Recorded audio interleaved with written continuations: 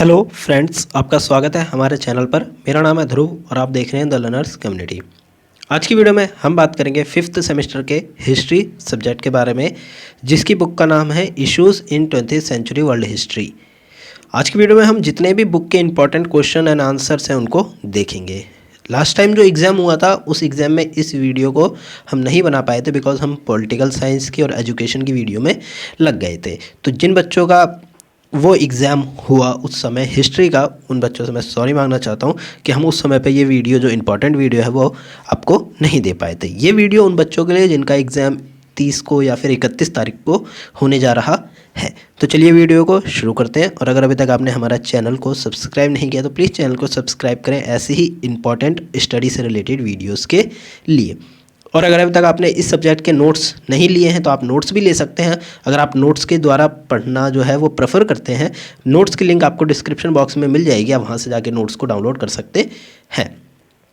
बात करें आगे, हमारा जो एप्लीकेशन है द लर्नर्स कम्युनिटी DUSOL वो प्ले स्टोर पर लाइव है। आप जाके सिंपली प्ले स्टोर पे DUSOL सर्च करेंगे तो आपको हमारे जो एप्लीकेशन है वो देखने को मिल जाएगा। आप उस एप्लीकेशन को डाउनलोड करिए। उस एप्लीकेशन के अंदर आपको इस सब्जेक्ट के नोट्स भी मिल जाएंगे, बाकी जो सब्जेक्ट हैं उसके भी नोट्स मिल जाएंगे और अदर सेमेस्टर के नोट्स भी आपको मिल जाएंगे। साथ के साथ उसमें आपको ऐप का एडमिट कार्ड का लिंक भी मिल जाएगा डाउनलोड करने का। साथ के साथ आपका जो सिलेबस है वो भी आपको देखने को मिलेगा। और तो और आप उस ऐप में अपना डेट शीट को भी चेकआउट कर सकते हैं और कॉलेज की अपडेट्स भी आपको ऐप में देखने को मिल जाएगी। तो चलिए वीडियो को शुरू करते हैं। सबसे पहला क्वेश्चन आता है जो कि इम्पॉर्टेंट भी है और मोस्ट रिपीटेड भी है। देखिए, हमने यहाँ पे आपको कुछ समझा देते हैं कि जो ये क्वेश्चंस और करके लिखे गए हैं ना, मतलब कि ये क्वेश्चन इन तरीक़ों से आपके एग्ज़ाम में जो प्रीवियस एग्ज़ाम रहे हैं उनमें पूछे गए हैं। और मैं आपको ये भी बताता रहूँगा साथ के साथ कि ये पिछले कौन से साल में पूछा गया था या फिर कौन से ईयर में पूछा गया था। बात करें सबसे पहले क्वेश्चन नंबर की, जो कि है राष्ट्रीय संघ सफल था या असफल, चर्चा करिए। ठीक है, राष्ट्रीय संघ से रिलेटेड एक क्वेश्चन जो अभी एग्ज़ाम हुआ है, ठीक है, दिसंबर 2023 में, ये भी एक क्वेश्चन राष्ट्रीय संघ से रिलेटेड भी क्वेश्चन पूछा गया है। तो बात करें कि भाई राष्ट्रीय संघ सफल है या असफल, चर्चा करिए।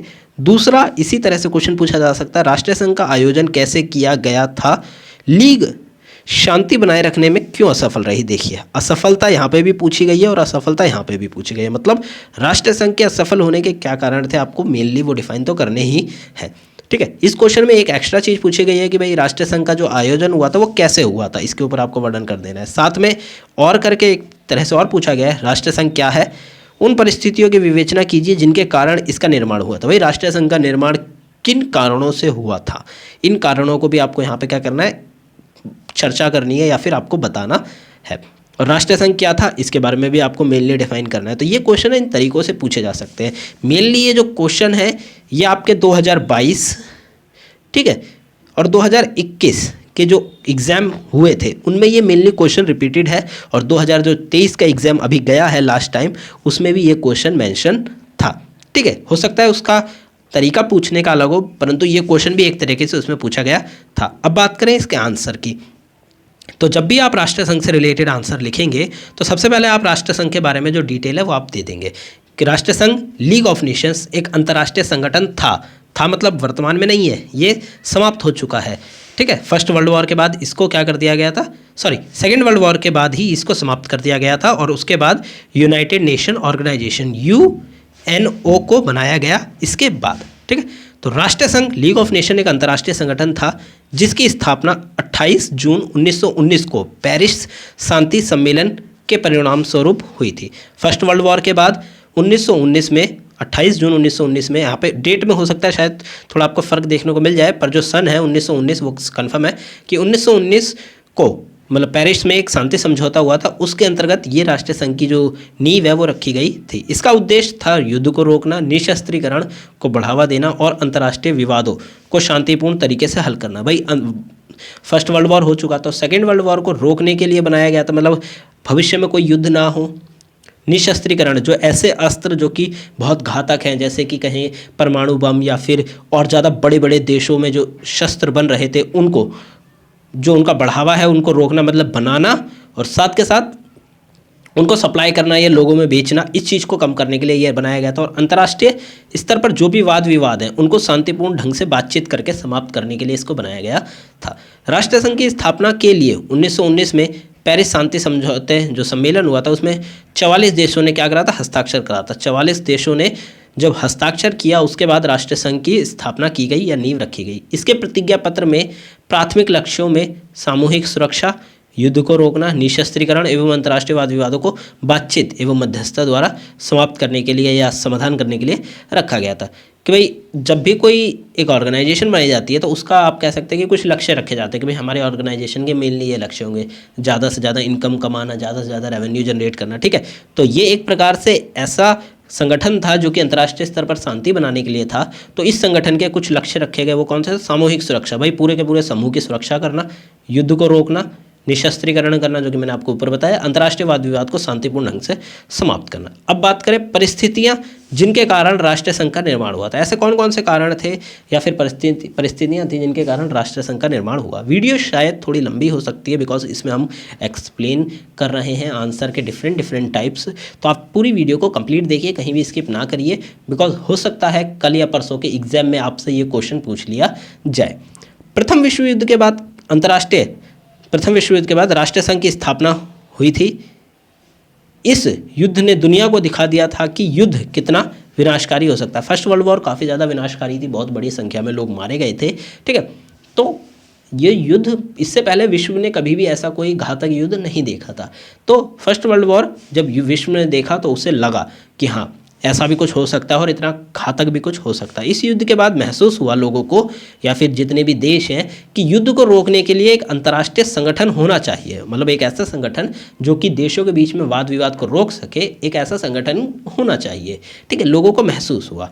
उसके बाद ये महसूस होने के बाद लोगों को लगा कि हाँ भैया ऐसा संगठन एक बनाना चाहिए। और 1919 में पेरिस शांति समझौते में राष्ट्रीय संघ की जो नींव रखी गई, इसका जो ऑफर लाया गया, वो राष्ट्रीय संघ की स्थापना निम्नलिखित परिस्थितियां जिम्मेदार थी। भाई राष्ट्रीय संघ के लिए कौन कौन सी परिस्थितियां जिम्मेदार थी उनके बारे में बात करें। सबसे पहला तो इंपॉर्टेंट कारण है कि भाई फर्स्ट वर्ल्ड वॉर हुआ जो कि काफ़ी ज़्यादा विनाशकारी था। प्रथम विश्व युद्ध ने दुनिया को दिखा दिया कि युद्ध कितना विनाशकारी हो सकता है। इस युद्ध के बाद महसूस किया गया कि युद्ध को रोकने के लिए अंतर्राष्ट्रीय संगठन होना चाहिए। फिर दूसरा इसका वो बना कारण कि विलियमसन का सिद्धांत। अमेरिकी राष्ट्रपति वुडरो विल्सन ने प्रथम विश्व युद्ध के बाद युद्ध को रोकने के लिए 14 बिंदुओं का एक प्रस्ताव रखा, ठीक है। मतलब जो पेरिस शांति समझौता हुआ था उसके अंतर्गत वुडरो विल्सन जो थे अमेरिका के राष्ट्रपति, वो आए और वो एक प्रस्ताव लेके आए जिसमें 14 पॉइंट आप कह सकते हैं बताए गए थे, ठीक है। उन 14 पॉइंटों में जो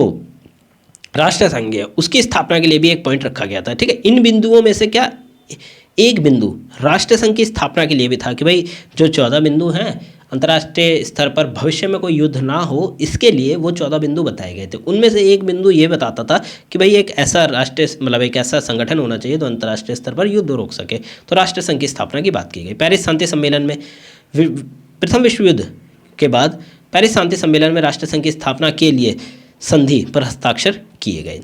बात करें राष्ट्रीय संघ की स्थापना के लिए निम्नलिखित उद्देश्य निर्धारित थे, ठीक है, निर्धारित किए गए थे। राष्ट्रीय संघ की स्थापना होगी तो कुछ उद्देश्य रखे गए। पहला युद्ध रोकना, दूसरा निशस्त्रीकरण बनाना, तीसरा अंतर्राष्ट्रीय वाद विवाद को शांतिपूर्ण ढंग से समाधान करना या सॉल्व करना, और मानव अधिकारों के संरक्षण को बढ़ावा देना। भाई मानव अधिकार भी एक इंपॉर्टेंट चीज़ है कि प्रत्येक व्यक्ति के पास जो अधिकार है उसका संरक्षण करने के लिए एक अंतर्राष्ट्रीय स्तर पर संगठन होना चाहिए। देखिए देश के स्तर पर कहें तो देश में संस्थाएं हो सकती हैं जो कि व्यक्तियों के जो अधिकार हैं उनको बचा सकती हैं। अंतर्राष्ट्रीय स्तर पर बहुत सारे लोग हैं, उन सबके अगर अधिकारों को सेफ रखना है तो एक संगठन होना चाहिए। बात करें राष्ट्रीय संघ ने अपनी स्थापना के बाद कई उपलब्धियां हासिल करी, इनमें से कुछ निम्नलिखित है। अब देखिए यहाँ क्वेश्चन में मैं आपको फिर से बता दूं, देखिए यहाँ पे पूछा गया है कि भाई राष्ट्रीय संघ असफल था, तो असफलता के लिए आपको ये बताना पड़ेगा कि कौन कौन से ऐसे काम हैं जिन कामों के कारण वो असफल रहा, ठीक है। तो यहाँ पे हमने सफल के बारे में भी बताया कि भाई कुछ ऐसे उसने काम करे, उसने उपलब्धियां हासिल करी, और कुछ उसकी राष्ट्रीय संघ की सीमाएं या फिर हम कह सकते हैं उसकी असफलताओं के बारे में हमने वर्णन किया है। तो सबसे पहले बात करें राष्ट्रीय संघ के बनने के बाद जो उसने उपलब्धियाँ हासिल करी वो कौन कौन सी थी। पहला है युद्ध को रोकने में मदद। अंतर्राष्ट्रीय स्तर पर जो छोटे छोटे युद्ध हुए उनको रोकने में राष्ट्रीय संघ ने एक महत्वपूर्ण भूमिका निभाई, ठीक है। ऐसा नहीं है कि राष्ट्रीय संघ ने सारे के सारे युद्ध होने ही दिए नहीं। राष्ट्रीय संघ ने कुछ स्तर पर युद्ध को रोका भी, परंतु सेकेंड वर्ल्ड वॉर को वो नहीं रोक पाया। ये उसकी एक खामी कह सकते हैं या उसकी एक कमी कह सकते हैं। राष्ट्रीय संघ ने अंतर्राष्ट्रीय वाद विवादों को शांतिपूर्ण तरीके से हल करने में मदद की, जिससे युद्ध को रोकने में भी मदद मिली। फिर दूसरा, निशस्त्रीकरण को बढ़ावा दिया। राष्ट्रीय संघ ने निशस्त्रीकरण को बढ़ावा देने के लिए कई प्रयास किए, हालांकि ये प्रयास सफल नहीं हुए। तो निशस्त्रीकरण के लिए जो प्रयास किए गए थे वो पूरी तरह से सफल नहीं हो पाए, क्योंकि आप कह सकते हैं अंतर्राष्ट्रीय स्तर पर जो देश थे वो शक्तिशाली थे और ज़्यादा से ज़्यादा हथियार बना रहे थे। तो क्या हुआ कि ये वाला जो कारण है ये आप उसके अंतर्गत भी लिख सकते हैं, ठीक है, उसकी असफलताओं के और सफलताओं के बीच में भी लिख सकते हैं कि भाई निशस्त्रीकरण को बढ़ावा दिया, परंतु कहीं ना कहीं कुछ क्षेत्रों में ये असफल रहा। मानवाधिकारों के संरक्षण को बढ़ावा देना। राष्ट्रीय संघ ने मानवाधिकारों के संरक्षण को बढ़ावा देने के लिए कई प्रयास किए। इन प्रयासों के परिणाम स्वरूप 1948 में मानवाधिकार की सार्वभौमिक घोषणा को अपनाया गया, ठीक है। उसके बाद आप कह सकते हैं कि 1948 में मानवाधिकार का जो सार्वभौमिक घोषणा है वो भी की गई थी। अब बात करें आगे की कि राष्ट्रीय संघ की कुछ सीमाएं थी, निम्नलिखित है। सुरक्षा परिषद में स्थायी सदस्यों की शक्ति। अब देखिए यहाँ पे उसकी कमियों की बात करें या फिर हम बात करें जिन कमियों से वो और ज़्यादा अच्छे से कर नहीं पाया उन चीज़ों के बारे में, ठीक है। पहला था सुरक्षा परिषद के स्थायी सदस्यों की शक्ति। आपको पता होगा राष्ट्रीय संघ या फिर यूनाइटेड नेशंस में भी वर्तमान में भी सुरक्षा परिषद में जो 5 पावर्स हैं, ठीक है, उनके पास कुछ शक्तियाँ हैं, मतलब जो स्थायी हैं, परमानेंट मेंबर्स हैं, ठीक है, उनके पास शक्तियाँ हैं और वो शक्तियाँ आप कह सकते हैं कि उनको काफ़ी ज़्यादा पावरफुल बनाती हैं उन देशों को, और उन शक्तियों के कारण वो अंतर्राष्ट्रीय जो UNO वर्तमान में चल रहा है उसमें कई सारी चीज़ों में बदलाव कर सकते हैं, ठीक है। तो सुरक्षा परिषद में स्थायी सदस्यों की शक्ति बहुत अधिक थी।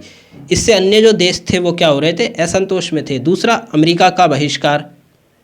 संयुक्त राज्य अमेरिका ने 1920 में राष्ट्रीय संघ से अपनी सदस्यता वापस ले ली। इससे संयुक्त राष्ट्र संघ की जो प्रभावशीलता है वो कम हो गई थी। 1920 में अमेरिका ने क्या करा, एक प्रकार से आप कह सकते हैं कि पूरी तरह से तो हम नहीं कहेंगे, परंतु एक हद तक अमेरिका ने अपनी जो सदस्यता है राष्ट्रीय संघ से वो पूरी की पूरी ले ली थी कि भाई हम इसके अब मेंबर नहीं हैं। तो इससे क्या हुआ, अंतर्राष्ट्रीय स्तर पर एक छाप छूट गई कि जो राष्ट्रीय संघ है वो प्रभाव नहीं है, क्योंकि अमेरिका ने उससे अपना हाथ निकाल लिया है। फिर बात करें द्वितीय विश्व युद्ध की, तो द्वितीय विश्व युद्ध हो गया, सेकेंड वर्ल्ड वॉर, जो कि एक महत्वपूर्ण कारण रहा राष्ट्रीय संघ की विफलता का या फिर उसकी असफलता का। द्वितीय विश्व युद्ध के दौरान राष्ट्रीय संघ विफल रहा, इससे राष्ट्रीय संघ का विघटन हो गया।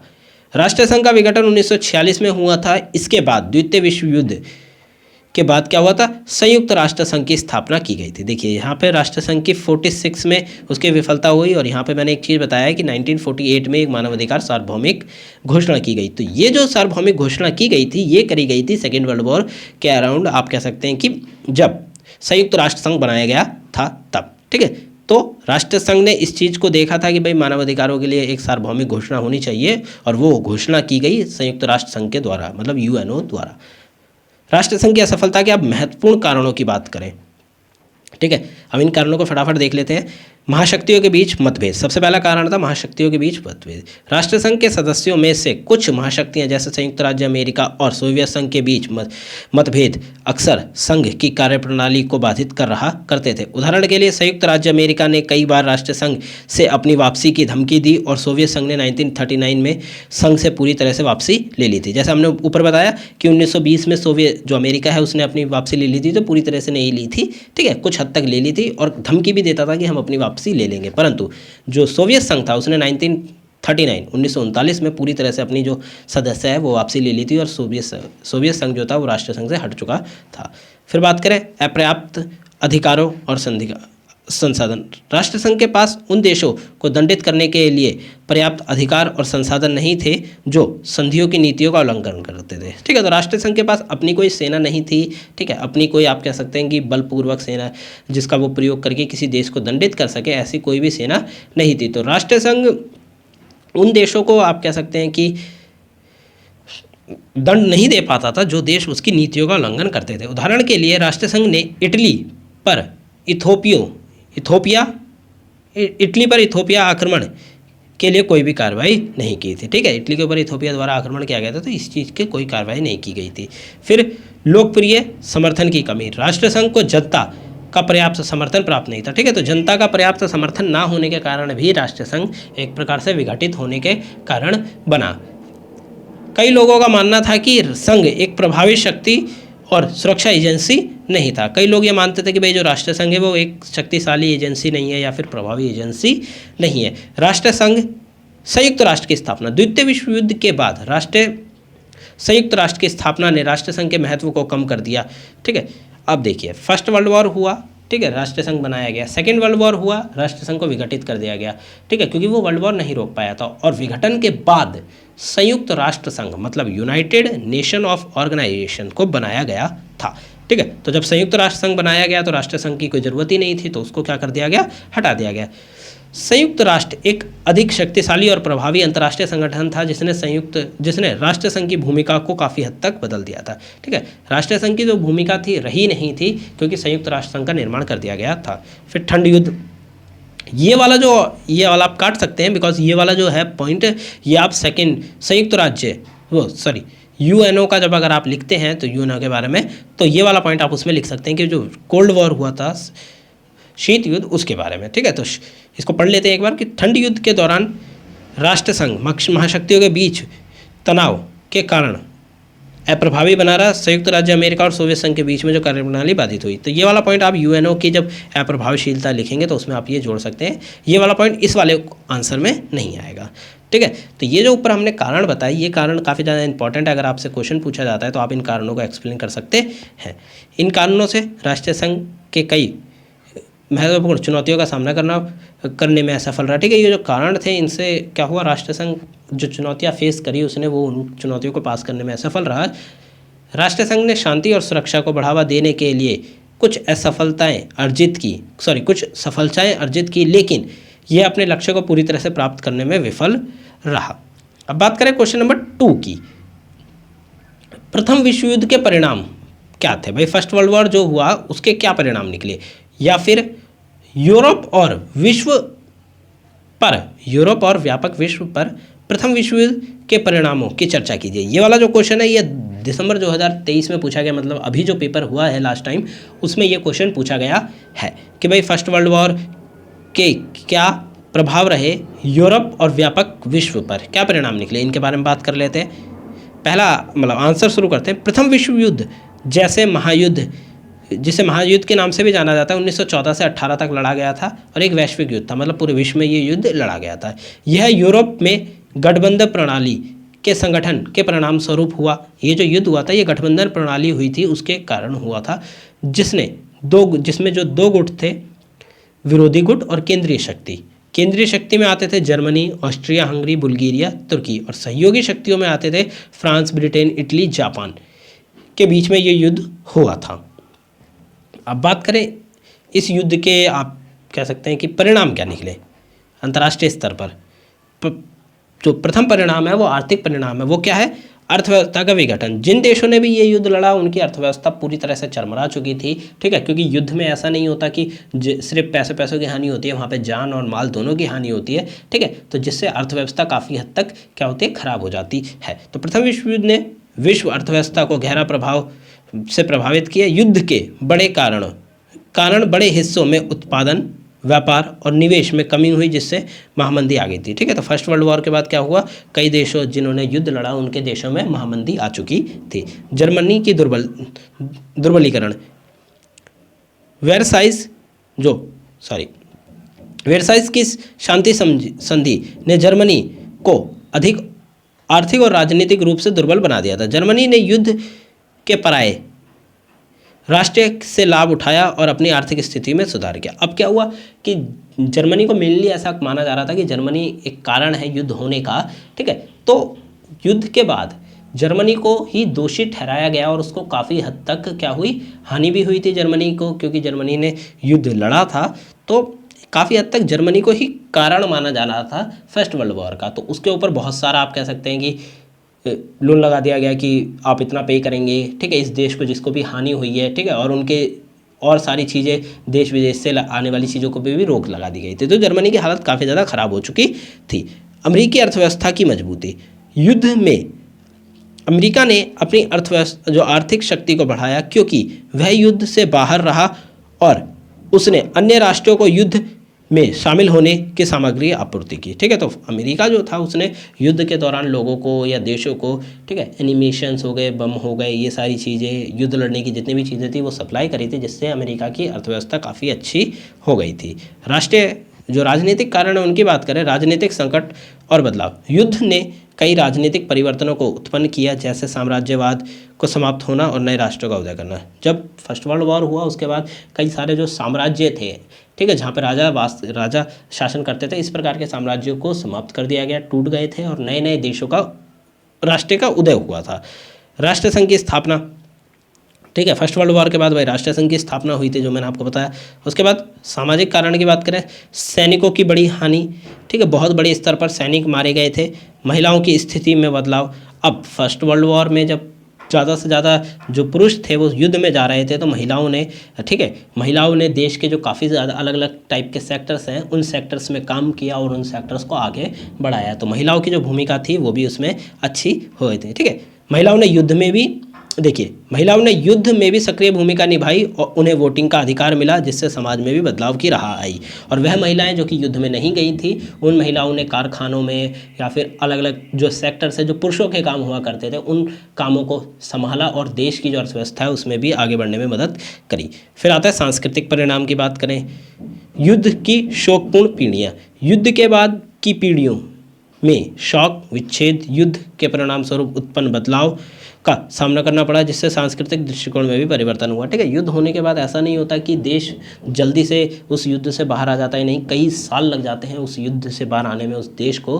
ठीक है, क्योंकि वहाँ की स्थिति वैसी हो जाती है, जिन लोगों ने उस युद्ध को देखा है उन लोगों की जो मानसिक है, ठीक है, वो स्थिति बहुत ज़्यादा खराब हो जाती है, तो काफ़ी ज़्यादा परेशानी उस जगह को झेलनी पड़ती है। अंतर्राष्ट्रीय परिणाम क्या निकले, यूरोपीय संघ का नामांकन। प्रथम विश्व युद्ध के परिणाम स्वरूप यूरोप में राजनीतिक और आर्थिक संघों की आवश्यकता की महसूस हुई और यूरोपीय संघ की नींव रखी गई, जो बाद में संघीय संगठन बन गया था। फिर बात करें दूसरे उसकी, तो विमोचन संधियों का दस्तावेजीकरण। युद्ध के बाद विमोचन संधियां का दस्तावेजीकरण हुआ, मतलब बनाई गई ऐसी संधियां जिससे भविष्य में समझदारी की गई और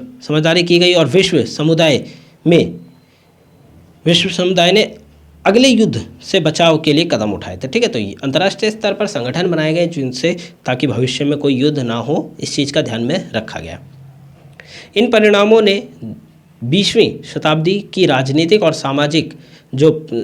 व्यवस्था और सामाजिक व्यवस्था उसको काफ़ी हद तक प्रभावित किया। साथ के साथ युद्ध ने यूरोपीय महाद्वीप की राजनीतिक और सामाजिक स्थिति में जो व्यवस्था है उसमें बदलाव लाया। इसने साम्राज्यवाद का अंत को भी चिन्हित किया। ठीक है, तो जो देश साम्राज्यवाद पे चल रहे थे वो देश पूरी तरह से ख़त्म हो चुके थे और उनके यहाँ साम्राज्य व्यवस्था समाप्त हो चुकी थी, और राष्ट्रीय संघ की स्थापना का भी नेतृत्व किया। युद्ध ने द्वितीय विश्व युद्ध का भी मार्ग प्रशस्त किया, 20वीं शताब्दी का सबसे विनाशकारी युद्ध था। ठीक है, तो फर्स्ट वर्ल्ड वॉर के बाद एक प्रकार से कह सकते हैं कि सेकेंड वर्ल्ड वॉर की जो नींव थी वो फर्स्ट वर्ल्ड वॉर के बाद से ही आप कह सकते हैं कि अंदाज़ा लगाया जा सकता था कि हाँ, विश्व में ऐसा भी कुछ हो सकता है, क्योंकि कहीं ना कहीं देशों में आप कह सकते हैं कि जो देश इस युद्ध के अंतर्गत बहुत ज़्यादा हानि प्राप्त हुई, ठीक है, बाद में उनके ऊपर लांछन भी लगाए गए, तो इन देशों के अंतर्गत बदलाव रहा और यही कारण था कि सेकेंड वर्ल्ड वॉर भी हुआ। अगला क्वेश्चन आता है, क्वेश्चन नंबर 3, सोवियत संघ का वर्णन करें। सोवियत संघ के गठन में कौन कौन से कारक जिम्मेदार थे, मतलब किन कारणों से सोवियत संघ बनाया गया, ठीक है, और साथ में उसका वर्णन करना है। दूसरे में पूछा गया, अक्टूबर 1917 में बोल्शेविक जो क्रांति हुई थी वो सत्ता में कैसे आई। ठीक है, बोल्शेविक कैसे सत्ता में आई या फिर जो क्रांति हुई थी वो किस प्रकार से हुई थी, इसके बारे में बात करें। सबसे पहले आंसर की बात करें तो सोवियत संघ के बारे में आपको डिटेल में बता देना है। सोवियत संघ, जिसका औपचारिक नाम सोवियत समाजवादी गणतंत्रों का संघ था, यूरेशिया के एक बड़े भूभाग पर एक विस्तृत एक देश था जो कि 1922 से 91 तक अस्तित्व में रहा। ठीक है, सोवियत संघ को हम कह सकते हैं 1922 से 1991 तक जो था वो अस्तित्व में रहा था। 1991 में सोवियत संघ जो संगठन था वो टूट गया और उसके बाद कई सारे नए देशों का निर्माण हुआ। यह अपनी स्थापना 1990 तक साम्राज्यवादी पार्टी, कम्युनिस्ट पार्टी द्वारा शामिल रहा। ठीक है, यह आप कह सकते हैं कि अपनी स्थापना से, जब इसकी स्थापना हुई थी तब से 1990 तक ये साम्राज्यवादी जो पार्टी थी उसके साथ द्वारा ये शासित किया गया, मतलब साम्राज्य पार्टी द्वारा ये देश चलाया गया था। यह दुनिया का सबसे बड़ा देश था, संवैधानिक रूप से सोवियत संघ 15 स्वशासित गणतंत्रों का संघ था, ठीक है। मतलब सोवियत संघ में 15 देश थे जो कि जुड़े हुए थे, लेकिन वास्तव में एक पूरे देश का प्रशासन और अर्थव्यवस्था पर केंद्रीय सरकार का कड़ा नियंत्रण था, ठीक है। जितनी भी व्यवस्था थी वहाँ पे पूरा का पूरा नियंत्रण किसका था? केंद्रीय सरकार का था, क्योंकि ये राज्य जो देश था ये पूरी तरह से सरकार द्वारा चलाया जा रहा था।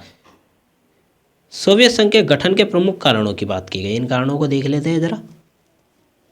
पहला कारण है प्रथम विश्व युद्ध। प्रथम विश्व युद्ध के दौरान रूस ने ज़ारशाही का पतन हुआ और बोल्शेविक क्रांति हुई। बोल्शेविक ने 1922 में रूस, यूक्रेन, बेलारूस और क्रोक्स क्षेत्र को मिलकर सोवियत संघ की स्थापना की थी। तो रूस में जो आप कह सकते हैं ज़ाराशाही, मतलब जो सोवियत संघ बनने से पहले जो राजा रूस में क्या कर रहा था, शासन कर रहा था, उस राजा की जो व्यवस्था थी वो बहुत ही ज़्यादा बेकार थी, लोगों को बहुत ज़्यादा परेशानियां हो रही थी, ठीक है। इसीलिए लोगों ने सोचा कि भाई हम एक संगठन बनाएंगे, राजा का जो है तख्ता है उसको पलटने के बाद, ठीक है। तो ज़ारशाही का पतन कर दिया गया और उसके बाद बोल्शेविक जो क्रांति हुई, और उसके बाद बोल्शेविक सत्ता में आए थे 1922 में, जिसमें रूस, यूक्रेन, बेलारूस और क्रोक्स जो देश हैं, इन देशों ने मिलकर क्या करा था? सोवियत संघ की स्थापना की थी। साम्यवाद का उदय 19वीं शताब्दी के अंत में और 20वीं शताब्दी की शुरुआत में साम्यवाद का उदय हुआ था। साम्यवाद एक राजनीतिक आर्थिक प्रणाली है जो समाजवाद पर आधारित है, ठीक है। जो साम्यवाद है वो एक प्रकार से देश की प्रणाली है, जैसे अर्थव्यवस्था होती है वैसे समाज यहाँ पे साम्यवाद बताई गई है। तो ये क्या है? एक प्रकार की प्रणाली है जो कि आधारित थी साम्यवाद पे। अब बात करें, साम्यवादियों का मानना था कि उत्पादन के संसाधनों का स्वामित्व समाज के सभी सदस्यों द्वारा साझा किया जाना चाहिए, ठीक है जी। तो लोगों का मानना है जो कि समाजवाद या साम्यवाद को मानते हैं, उन लोगों का मानना है कि भाई जितना भी उत्पादन हो रहा है, जितने भी लोग हैं, उन सब पर उनका समान अधिकार है। अगला पॉइंट है लेनिन की विचारधारा। सोवियत संघ के संस्थापक व्लादिमीर लेनिन एक रूसी क्रांतिकारी और राजनीतिक सिद्धांतकार थे, लेकिन जो लेनिन ने साम्यवाद की एक नई व्याख्या विकसित की, जिसे मार्क्सवाद लेनिनवाद के रूप में जाना जाता है। तो लेनिन ने क्या करा भाई? साम्यवाद की एक नई व्याख्या को जड़ा, या नई व्याख्या को रखा बना के। तो ये क्यों था? क्योंकि भाई लेनिन एक रूसी क्रांतिकारी और राजनीतिक सिद्धांतकार थे। लेनिन ने साम्यवाद की एक नई व्याख्या विकसित की, जिसे मार्क्सवादी लेनिनवादी के रूप में जाना जाता है। मार्क्सवाद लेनिनवाद का मानना था कि क्रांति के माध्यम से समाजवाद स्थापित किया जा सकता है। तो लेनिन का ये मानना था कि भाई अगर हम क्रांति करेंगे किसी देश में, तो वहाँ पे हम क्या कर सकते हैं? समाजवाद की जो व्यवस्था है उसको स्थापित कर सकते हैं, और जब समाजवाद स्थापित हो जाएगा तो जितने भी लोग हैं वो सरकार के अंतर्गत ही काम करेंगे, ठीक है। वहाँ पे किसी भी प्रकार की आप कह सकते हैं कि प्राइवेट क्षेत्र नहीं होगा। अगले पॉइंट की बात करें, ज़ारशाही की कमजोरी। ज़ारशाही वहाँ का जो राजा था उसकी कमजोरी, इसकी कमजोरी के कारण भी जो सोवियत संघ है उसका निर्माण हुआ था। ज़ारशाही क्या था? एक प्रकार की आप कह सकते हैं कि सत्तावादी व्यवस्था थी, जिसके अंतर्गत जो राजा है वो पूरी तरह से देश का कंट्रोल करता था, वो किसी की भी नहीं सुनता था, ठीक है, और अपने मन की चीज़ करता था। तो उसकी कमजोरी भी थी। रूस ज़ारशाही एक अलोकतांत्रिक, मतलब लोकतांत्रिक व्यवस्था नहीं, अलोकतांत्रिक व्यवस्था या शासन प्रणाली थी। ज़ारशाही ने कई आर्थिक और सामाजिक समस्याओं का सामना किया, जिससे लोगों में असंतोष पैदा हो गया था, ठीक है। तो ज़ारशाही ने क्या करा? बहुत बड़ी बड़ी जो समस्याएं हैं वो देश के सामने ला के रख दी थी। तो लोग क्या हो गए? उस चीज़ से गुस्सा हो गए और उन्होंने तख्ता पलटने की जो कोशिश है उसको किया। साम्राज्यवाद का विरोध। सोवियत संघ के संस्थापक व्लादिमीर लेनिन एक मजबूत साम्राज्यवादी विरोधी थे। यहाँ पे साम्राज्यवाद नहीं आएगा, यहाँ पे अर्थव्यवस्था का जो व्यवस्था है वो आएगी, ठीक है। यहाँ पे पूंजीवाद आएगा, पूंजीवाद का विरोध। पूंजीवाद के विरोध से तात्पर्य यहाँ पे ये है कि भाई जितने भी लोग जो कि समाजवाद को मानते थे वो पूरी तरह से पूंजीवाद का विरोध करते थे और उसको खंडित करते थे। वो मानते थे कि भाई समाज में जितने भी लोग हैं उन सबको समान रहने का अधिकार है, उन सबको आगे लेके चलने का अधिकार है, ठीक है। इस प्रकार की देश की व्यवस्था होनी चाहिए। तो वो पूंजीवादी व्यवस्था को गलत मानते थे। यहाँ पे आप जहाँ पे भी साम्राज्यवाद है आप एक प्रकार से वहाँ पे पूंजीवाद कर लीजिए, ठीक है। यहाँ पे टाइपिंग मिस्टेक हो गई है। साम्राज्यवाद के बजाय पूंजीवाद का विरोध। सोवियत संघ के संस्थापक व्लादिमीर लेनिन एक मजबूत पूंजीवादी विरोधी थे। लेनिन का मानना था कि पूंजीवाद एक अन्यायपूर्ण प्रणाली है, यह दुनिया को लूट रही है। ठीक है, पूंजीवाद व्यवस्था क्या है? एक अन्यायपूर्ण प्रणाली है जो कि देश को या दुनिया को लूट रही है, जहाँ पे कुछ लोग जो पूंजीवादी हैं वो ज़्यादा से ज़्यादा धन कमा रहे हैं और गरीब लोग और से ज़्यादा गरीब होते जा रहे हैं। तो इस चीज़ को उन्होंने ध्यान में रखा। सोवियत संघ ने पूंजीवाद के खिलाफ संघर्ष में भी नेतृत्व किया था। इन कारणों के कारण 1922 में रूस, यूक्रेन, बेलारूस और क्रॉक्स क्षेत्र ने मिलकर सोवियत संघ की स्थापना की। सोवियत संघ एक साम्यवादी राज्य था जिसका नेतृत्व कम्युनिस्ट पार्टी करती थी। ठीक है, तो कम्युनिस्ट पार्टी जो थी वो सोवियत संघ का पूरी तरह से नेतृत्व करती थी। सोवियत संघ दुनिया का सबसे बड़ा देश था और शीत युद्ध के दौरान संयुक्त राज्य अमेरिका के साथ एक प्रमुख शक्ति के रूप में भी उभरा। तो जो कोल्ड वॉर थे, ठीक है, उसके बाद जो सोवियत संघ और अमेरिका है वो बहुत बड़े स्तर पर प्रसिद्ध हुए। आपका अगला क्वेश्चन है क्वेश्चन नंबर 4, इंग्लैंड में महिला मताधिकार की सापेक्ष में व्याख्या करिए। ये वाला क्वेश्चन भी रिपीटेड है, प्रीवियस 2 साल में ये लगातार पूछा गया है कि इंग्लैंड में जो महिला मताधिकार है इसके बारे में आपको यहाँ पे वर्णन करना है। चलिए इसको फटाफट से देख लेते हैं। इंग्लैंड में महिला मताधिकार की सापेक्ष व्याख्या। इंग्लैंड में महिला मताधिकार मतलब महिलाओं को जो वोटिंग का अधिकार है प्राप्त करने के लिए महिला अधिकार आंदोलन ने लंबी और कठिन लड़ाई लड़ी थी। यह एक अंतर्राष्ट्रीय आंदोलन था जो अन्य देशों में महिलाओं और अधिकारों आंदोलन से प्रेरित था। जो महिला मताधिकार आंदोलन था ये एक प्रकार का आंदोलन था जिसने काफ़ी लंबी लड़ाई भी लड़ी थी और ये अन्य देशों में जो हुए आंदोलन थे उनसे प्रेरित भी था कि भाई किस किस प्रकार की चीज़ें करनी चाहिए ताकि हमें जो अधिकार प्राप्त करने हैं वो अधिकार हमें मिल सके। इंग्लैंड ने महिला मताधिकार आंदोलन का नेतृत्व कई महिलाओं में किया था। ठीक है, इंग्लैंड में जो महिला मताधिकार हुआ था उसमें जो लोग थे, आप कह सकते हैं कि कुछ चेहरे जो कि काफ़ी ज़्यादा इंपॉर्टेंट थे, उसमें महिलाओं ने काफ़ी ज़्यादा इंपॉर्टेंट रोल प्ले किया था, जिसमें एमिली डेविडसन, एमिली पेटी, ठीक है, मार्गरेट फ्लोरेक फैक्लॉर, ये लोग जो थे ये महिलाएं थी जो कि इन महिला मताधिकार आंदोलन में शामिल थी। इन महिलाओं ने कई तरीकों से महिला मताधिकार के लिए अभियान चलाए।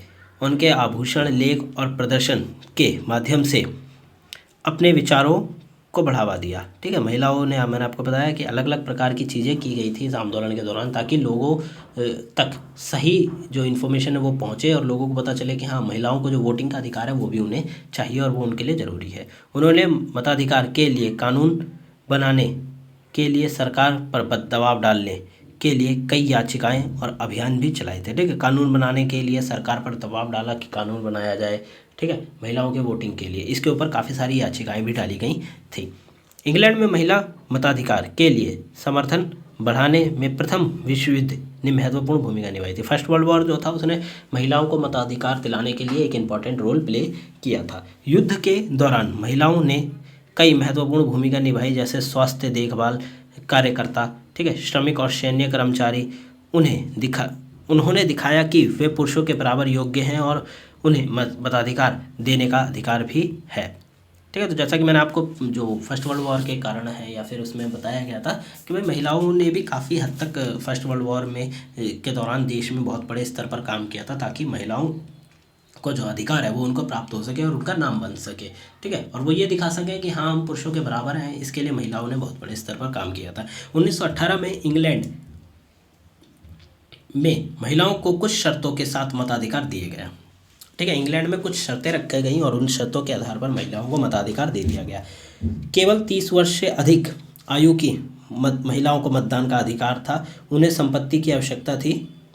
1928 में सभी वयस्क महिलाओं को मताधिकार दिया गया। यह माना गया 1918 में जब महिलाओं को मताधिकार दिया गया तब ये माना गया कि भाई केवल 30 वर्ष से अधिक आयु की जो महिलाएं हैं केवल वही अधिकार, उन्हीं के पास अधिकार है वोट देने का। परंतु 1928 में जितनी भी वयस्क महिलाएं थीं उन सबको महिला मताधिकार मिल गए थे। इंग्लैंड में महिला मताधिकार के परिणाम स्वरूप महिलाओं को राजनीतिक समानता प्राप्त हुई, मतलब राजनीति में भी महिलाओं को समानता मिली और ठीक है, उनके भी व्यूज़ जो हैं, थॉट्स जो हैं, उनको भी ध्यान में रखा गया। उन्होंने चुनाव में मतदान कर सकती थी, सरकारी कार्यालयों के लिए चुनाव लड़ सकती थी। उन्हें समाज में अधिक अधिकार और अवसर भी प्राप्त हुए। ठीक है, ज़्यादा से ज़्यादा समाज में अधिकार और अवसर महिलाओं को प्राप्त हुए जब उन्हें महिलाओं को वोटिंग का अधिकार मिल गया था। आगे देखें विस्तरीकरण और उदाहरण, मतलब विस्तार में अगर हम इस टॉपिक की बात करें, इस क्वेश्चन की बात करें तो उदाहरण के साथ सबसे पहले आता है भाई प्रथम विश्व युद्ध के प्रभाव क्या पड़े इंग्लैंड में जो महिलाओं को मताधिकार मिला था उसके लिए। प्रथम विश्व युद्ध ने महिलाओं के लिए मताधिकार के पक्ष में समर्थन बढ़ाया। युद्ध के दौरान महिलाओं ने कई महत्वपूर्ण भूमिका निभाई, जैसे स्वास्थ्य देखभाल कार्यकर्ता। जब लोग सेना में चले गए थे, जो पुरुष थे काफ़ी हद तक सेना में चले गए थे देश में, तो कह सकते हैं कि महिलाओं ने स्वास्थ्य देखभाल कार्यकर्ताओं की तौर पे कार्य किया। मतलब कि जो सेना में जो घायल लोग थे उनकी मदद करना, ठीक है, उनकी देखभाल करने के तौर पे। साथ में श्रमिकों और सैन्य कर्मचारी के तौर पे भी उन्होंने काम करा, श्रमिक के तौर पे काम करा फैक्ट्रियों में, ठीक है। सैन्य कर्मचारी, सेना के तौर पे भी महिलाओं ने काम करा। उन्होंने दिखाया कि वे पुरुषों के बराबर योग्य है और उन्हें मताधिकार का जो अधिकार है वो है। अगले उदाहरण की बात करें, उदाहरण के लिए एमिली डेविडसन ने युद्ध के दौरान एक सैन्य अस्पताल में नर्स के रूप में भी काम किया। उन्होंने महिलाओं के लिए मताधिकार के लिए अपने काम को जारी रखा, ठीक है। ये दिखा सके महिलाओं ने जो सेना या फिर युद्ध के दौरान जो काम किया वो महिलाओं ने इसलिए किया ताकि वो दिखा सके कि हाँ, अगर पुरुष सेना में हैं और वो बिज़ी हैं तो उनके आधार पर हम लोग भी इस प्रकार के काम कर सकते हैं। इसीलिए वो अस्पताल में, सैन्य अस्पताल में नर्स के रूप में भी काम करा। कुछ जो महिलाएं थी वो सेना में भर्ती हुई और युद्ध के दौरान युद्ध लड़ने भी गईं, ठीक है। उन्होंने कई बार मताधिकार के लिए प्रदर्शन भी किया था। प्रदर्शन का मतलब कि भाई रैलियां निकाली गई, साथ के साथ मोर्चे खड़े करे गए ताकि प्रदर्शन दिखाया जा सके।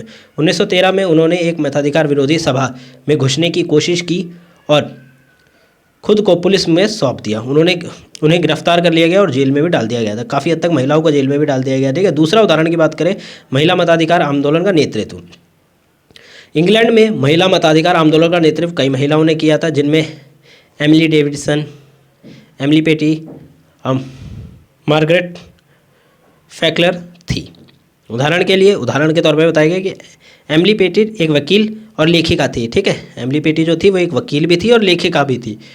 उन्होंने महिलाओं के अधिकारों के लिए कई किताबें लिखी। उन्होंने महिला मताधिकार के लिए याचिकाएं भी शुरू करी। वकील थी तो उन्होंने याचिकाएं देना भी शुरू कर दिया था। मार्गरेट फैक्लर एक सामाजिक कार्यकर्ता थी, ठीक है। वो सामाजिक कार्यकर्ता थी और समाज में जो होने वाली चीज़ें थी उनके लिए वो आप कह सकते हैं कि खुलकर बोल सकती थी, ठीक है। अगर कुछ गलत हो रहा था उस चीज़ को बताती थी। उन्होंने महिला मताधिकार के लिए कई प्रदर्शन किए और विरोध सभाओं भी आयोजित की। विरोध सभाएं मतलब कि जो लोग इस चीज़ का विरोध करते थे उनके लिए सभाएं रखी गई और साथ में बात करी गई, ठीक है। महिला मताधिकार के परिणाम। इंग्लैंड में महिला मताधिकार के परिणाम स्वरूप महिलाओं को राजनीतिक समानता प्राप्त हुई। जब उनको महिला मताधिकार मिल गया, महिलाओं को अधिकार मिल गया वोट देने का, तो उनको राजनीतिक समानता भी प्राप्त हुई। उन्हें चुनाव में मतदान कर सकती थी और सरकारी कार्यालयों के लिए चुनाव लड़ सकती थी। अगर सरकारी कार्यालय में कोई पोस्ट खाली है, ठीक है, और अगर उसके लिए चुनाव हो रहे हैं तो वो अपने आप को वहाँ पे खड़ा करके चुनाव लड़ सकती थी। और अगर कोई उन्हें चुनता है और वो चुनाव जीतती है तो सरकारी कार्यालय में उन्हें आप कह सकते हैं कि पोस्ट मिलती थी। उन्होंने समाज में अधिक अधिकारों और अवसरों भी प्राप्त हुए थे। उदाहरण के लिए 1930 में पहली महिला संसद सदस्य मेबली पार्क चुनी गई थी, ठीक है।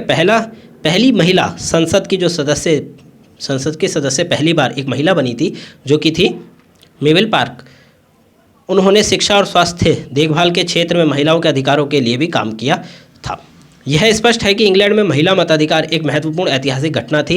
इसने महिलाओं के लिए समान अधिकार और अवसरों के लिए लंबी लड़ाई एवं महत्वपूर्ण मील का पत्थर का प्रतिनिधित्व किया था। मतलब ऐसा नहीं है कि नॉर्मली महिलाओं ने कुछ हद तक मोर्चे खड़े करे और उनको महिलाओं को अधिकार मिल गया वोटिंग देने का, नहीं। ये एक बहुत लंबी लड़ाई थी जिसमें युद्ध भी आया था बीच में, ठीक है। और युद्ध के दौरान की गई गतिविधियां, महिलाओं द्वारा की गई गतिविधियां भी काफ़ी ज़्यादा माननीय थी। अगला बात करें क्वेश्चन नंबर 5 की।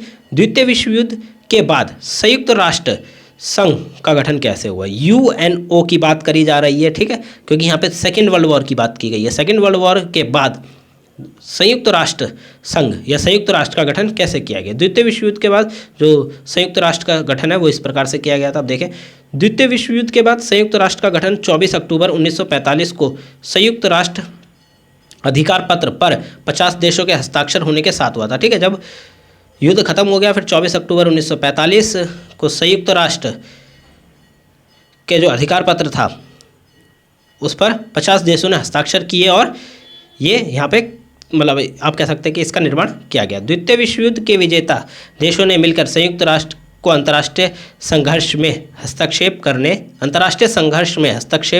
करने के उद्देश्य से स्थापित किया था। मतलब अंतर्राष्ट्रीय स्तर पर अगर कोई संघर्ष हो रहा है, दो देशों के बीच में कोई वाद विवाद चल रहा है, तो उस चीज़ को बीच में हस्तक्षेप करे और उस विवाद को सुलझाए, इसके लिए इसका निर्माण किया गया था। वे चाहते थे कि भविष्य में फिर द्वितीय विश्व युद्ध की तरह कोई भी युद्ध ना हो। संयुक्त राष्ट्र की स्थापना के कई बड़े कारण भी थे।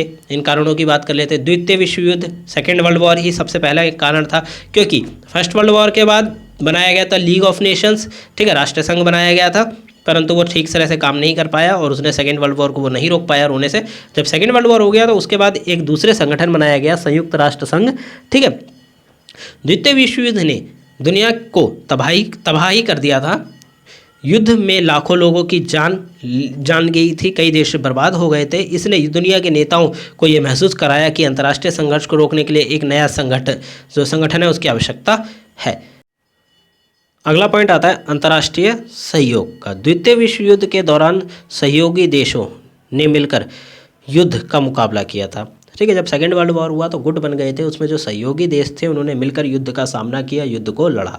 इसने दुनिया के नेताओं को यह महसूस कराया कि अंतर्राष्ट्रीय सहयोग कितना जरूरी है, ठीक है। क्योंकि जब युद्ध हुआ था तब एक अकेले देश अगर युद्ध में लड़ता तो शायद उसे जानमाल की हानि बहुत ज़्यादा होती। इसीलिए लोगों ने संगठन बना के युद्ध लड़ा और उनसे उन्हें पता चला कि हाँ, अगर हम सहयोग करते हैं एक दूसरे का तो कोई भी समस्या है उससे हम उभर सकते हैं और काफ़ी अच्छे से उभर सकते हैं। तो इस चीज़ का जो प्रभाव पड़ा अंतर्राष्ट्रीय स्तर पर और अंतर्राष्ट्रीय सहयोग को बढ़ावा दिया गया। मानवाधिकार का संरक्षण। द्वितीय विश्व युद्ध के दौरान कई मानवाधिकारों का उल्लंघन किया गया था। इसने दुनिया के नेताओं को यह महसूस कराया कि मानवाधिकारों का संरक्षण करना क्यों जरूरी है। बात करें संयुक्त राष्ट्र के उद्देश्य क्या थे, तो उद्देश्य की बात करें तो जो उसका चार्टर है उसके अंतर्गत उसके उद्देश्य भी लिखे गए हैं। सबसे पहला उद्देश्य है शांति और सुरक्षा को बनाए रखना। दूसरा उद्देश्य बताया कि अंतर्राष्ट्रीय सहयोग को बढ़ाना, मतलब एक दूसरे देश के बीच में जो सहयोग है, अच्छी रिश्ते बनाना एक दूसरे देश के बीच में। मानवाधिकारों का संरक्षण करना एक महत्वपूर्ण उसका उद्देश्य था, क्योंकि सेकेंड वर्ल्ड वॉर में जो मानवाधिकार है उनका उल्लंघन किया गया था, तो इस चीज़ को ध्यान में रखा गया था जब इसको बनाया जा रहा था कि भाई मानवाधिकार जो है उनका संरक्षण किया जाना चाहिए। विकास और समृद्धि को बढ़ावा देना, मतलब जितने भी गरीब देश हैं उनके साथ विकास करना, ठीक है, और उनमें समृद्धि को बढ़ावा देना। फिर आता है संयुक्त राष्ट्र की संरचना के बारे में, तो इसके 6 प्रमुख अंग बताए गए हैं। सबसे पहला आता है सुरक्षा परिषद। सुरक्षा परिषद संयुक्त राष्ट्र का सबसे शक्तिशाली अंग है या संस्था है। यह शांति और सुरक्षा को बनाए रखने के लिए जिम्मेदार है। दूसरा आता है आर्थिक और सामाजिक परिषद। आर्थिक सामाजिक परिषद आर्थिक विकास, सामाजिक विकास और मानवाधिकारों को बढ़ावा देने के लिए जिम्मेदार है, ठीक है। अंतर्राष्ट्रीय स्तर पर देशों के बीच में अर्थव्यवस्था से रिलेटेड जो मुद्दे हैं उनको ठीक करना, ठीक है। सामाजिक परिषद का मतलब है समाज में अगर कुछ, मतलब समाज से रिलेटेड जितने भी मुद्दे हैं वो सब सामाजिक परिषद के पास आते हैं अंतर्राष्ट्रीय स्तर पर। और अगर समाज का विकास करना है और मानव अधिकारों का संरक्षण करना है तो ये भी उसी का काम है। सांस्कृतिक और शैक्षिक संगठन। यूनेस्को शिक्षा, विज्ञान और संस्कृति को बढ़ावा देने के लिए जिम्मेदार है, ठीक है। किसी भी देश के अंतर्गत शिक्षा को बढ़ावा देना, विज्ञान को बढ़ावा देना, उसकी संस्कृति को बढ़ावा देने के लिए यूनेस्को जिम्मेदार है। फिर आता है प्राकृतिक संसाधनों का अंतर्राष्ट्रीय संगठन। ये कुछ ऐसे संगठन हैं, देखिए यहाँ पे हम बात कर रहे हैं अंगों की, ठीक है। प्रमुख अंग यहाँ पे प्रमुख संगठन जो कि उसकी काफ़ी ज़्यादा हेल्प करते हैं, और भी जो संगठन है वो मैं आपको बताऊँगा, ठीक है, जो अंग हैं वो भी। तो सबसे पहले बात करें प्राकृतिक संसाधनों का अंतर्राष्ट्रीय संगठन, IUNO प्राकृतिक संसाधनों का संरक्षण और उपयोग को बढ़ावा देने के लिए जिम्मेदार है। अंतर्राष्ट्रीय न्यायालय अंतर्राष्ट्रीय कानून के मामलों में अंतिम अपील की अदालत है, ठीक है। अंतर्राष्ट्रीय स्तर पर अगर दो देशों के बीच में कोई वाद विवाद है तो वो जो वाद विवाद है वो अंतर्राष्ट्रीय स्तर पर अंतर्राष्ट्रीय न्यायालय में लाया जाता है और वहाँ पे उसके लिए क्या करा जाता है, केस, जैसे केस लड़ा जाता है उस प्रकार से चीज़ें होती है। संयुक्त राष्ट्र का कार्य क्या है? शांति और सुरक्षा को बनाए रखना, ठीक है, मानव अधिकारों का संरक्षण करना, इस प्रकार से आप वहाँ पे एक्सप्लेन कर सकते हैं अपने एग्जाम में। और विकास, देशों के बीच देशों का जो है उनका विकास करना, जो विकासशील देश है, जो गरीब देश है, उनका विकास करवाना ताकि वह देश भी अमीर या फिर जो विकसित देश हैं उनके बराबरी तक आ सके, ठीक है। पर्यावरण का संरक्षण करना, क्योंकि पर्यावरण एक काफ़ी ज़्यादा इंपॉर्टेंट चीज़ है और वर्तमान समय में पर्यावरण से रिलेटेड काफ़ी सारे मुद्दे चल रहे हैं, तो पर्यावरण का संरक्षण करना भी काफ़ी ज़्यादा ज़रूरी है। संयुक्त राष्ट्र का प्रभाव, संयुक्त राष्ट्र ने दुनिया भर पर एक महत्वपूर्ण प्रभाव डाला है। इसने शांति और सुरक्षा को बनाए रखने, मानवाधिकारों का संरक्षण करने और विकास को बढ़ावा देने में काफ़ी ज़्यादा मदद करी है। संयुक्त राष्ट्र ने दुनिया को एक बेहतर जगह बनाने के लिए भी काफ़ी अपना जो काम है वो जारी रखा है। तो ये संयुक्त राष्ट्र के बारे में था। अब बात करें क्वेश्चन नंबर 6 की, और काफ़ी ज़्यादा इंपॉर्टेंट क्वेश्चन है, ठीक है। ये क्वेश्चन बार बार पूछा जा सकता है, और ये इस बार के एग्जाम दिसंबर 2023 में भी पूछा गया है, और सेम इसी तरह पूछा गया है। जर्मनी में नाजीवाद के उदय और विकास में एडोल्फ हिटलर की क्या भूमिका है। यहाँ पे एडोल्फ हिटलर के बारे में मेनली पूछा गया है कि क्या भूमिका रही है जर्मनी में जब नाजीवाद को बढ़ावा दिया जा रहा था, उसका विकास हो रहा था, उसमें जर्मनी में नाजीवाद के उदय और विकास में एडोल्फ हिटलर की एक महत्वपूर्ण भूमिका और संवेदनशील घटना थी, जो दुनिया के इतिहास में एक गहरा प्रभाव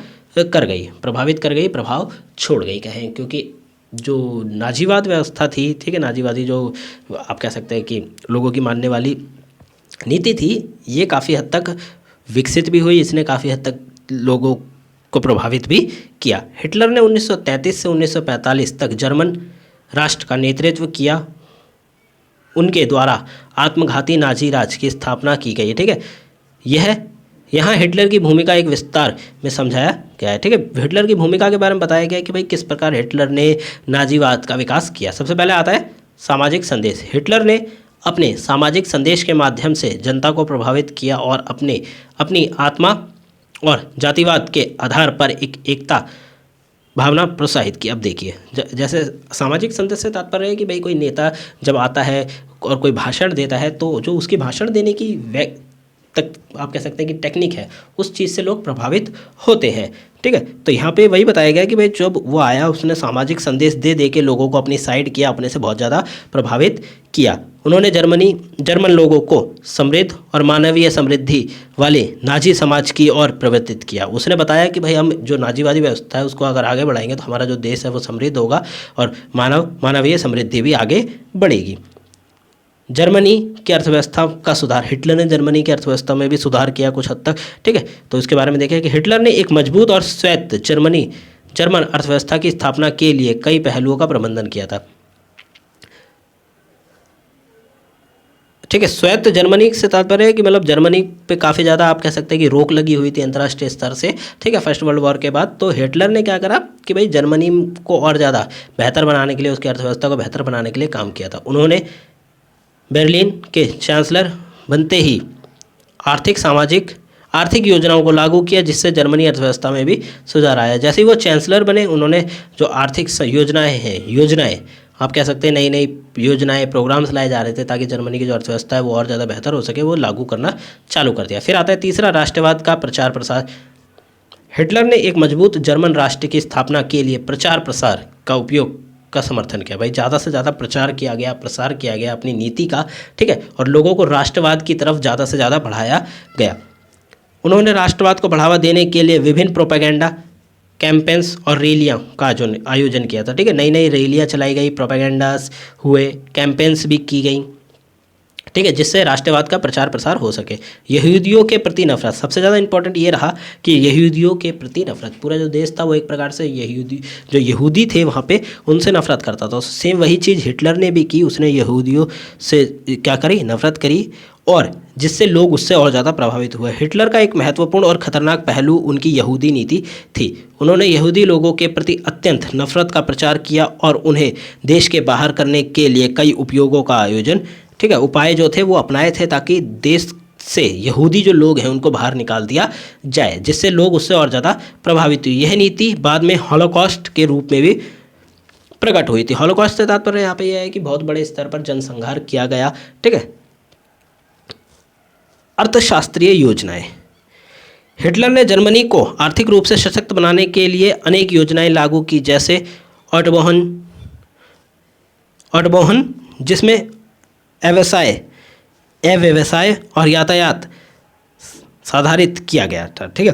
तो हिटलर ने क्या करा, आप जैसे कि हमने ऊपर बताया, अर्थव्यवस्था को विकसित करने के लिए और अच्छी बनाने के लिए हिटलर ने नई योजनाएं लाई थी, जिससे कि देश की जो विकास हो सके, ठीक है। और उस समय जो जर्मनी की हालत ख़राब थी, वो जर्मनी की हालत ठीक हो सके, इसके लिए हिटलर ने नए जो नीतियाँ हैं वो लाई थी। अंतर्राष्ट्रीय संबंध।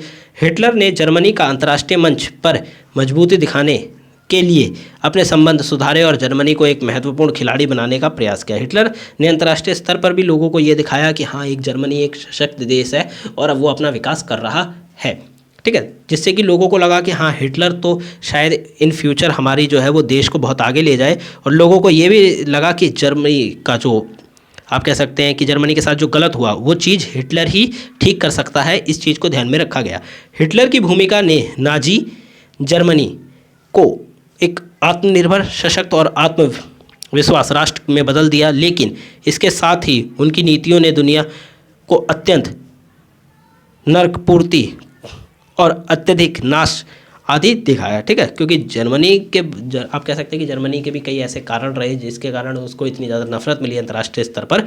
ठीक है, तो ये सब जो कह सकते हैं कि ये हिटलर की नीतियों द्वारा भी हुआ था कुछ हद तक। तो ये जो कारण है, ये कारण थे कि जिससे हिटलर ने क्या करा, जर्मनी में नाजीवाद का विकास किया था। तो ये थे कंप्लीट इंपॉर्टेंट क्वेश्चन आंसर। अगर आपको कहीं भी क्वेश्चन आंसर में कोई प्रॉब्लम हो रही है तो आप कमेंट बॉक्स में ज़रूर बताएं, हम उसको आपको वहीं पे सॉल्व कर देंगे।